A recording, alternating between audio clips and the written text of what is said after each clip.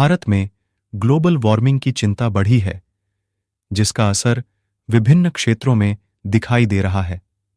इस समस्या का सबसे बड़ा प्रभाव उत्तर भारत के कई हिस्सों में देखा जा रहा है, जहां तापमान में वृद्धि, अनियमित बारिश और बढ़ते प्रदूषण की समस्याएं सामने आ रही हैं।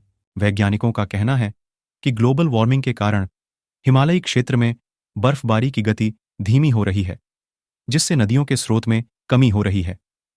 यह बाधाएं खासकर कृषि, जल संसाधनों और स्थायी विकास को प्रभावित कर रही हैं।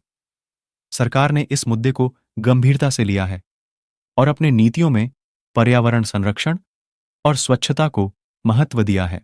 उन्होंने ऊर्जा परियोजनाओं में नई तकनीकी और वृद्धि के लिए निवेश करने की घोषणा की है, ताकि प्रदूषण को कम किया जा सके और समुद्र स्तर के बढ़ने को रोका जा सके।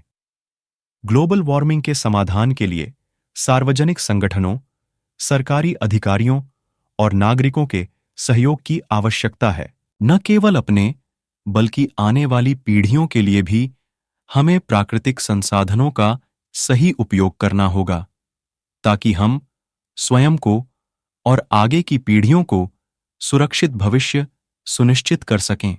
भारतीय शहरों में ग्लोबल वार्मिंग के चिंताजनक प्रभाव का अनुभव हो रहा है, जहां तापमान में बढ़ोतरी के साथ ही अनियमितता की समस्या सामने आ रही है। विभिन्न शहरों के तापमान के डेटा के अनुसार यह प्रभाव विविधता के साथ प्रकट हो रहा है। दिल्ली में अधिकतम तापमान मार्च-अप्रैल महीनों में 47 डिग्री तक पहुंच रहा है। यहां की जनता गर्मी के कारण समस्याओं का सामना कर रही है, जैसे कि ऊर्जा की कमी और स्वास्थ्य समस्याएं। मुंबई में तापमान मई-जून महीनों में 38 डिग्री तक पहुंच रहा है, जो शहर की आम जनता को अन्यायपूर्ण गर्मी के मौसम का अनुभव करवा रहा है। बेंगलोर में तापमान अप्रैल-मई महीनों में 32 डिग्री तक उच्च हो रहा है, जो इस साल की गर्मी की बेमिसालता का संकेत दे रहा है। चेन्नई में भी तापमान में वृद्धि की गई है, जो शहर की जनता को गर्मी की चपेट में डाल रही है।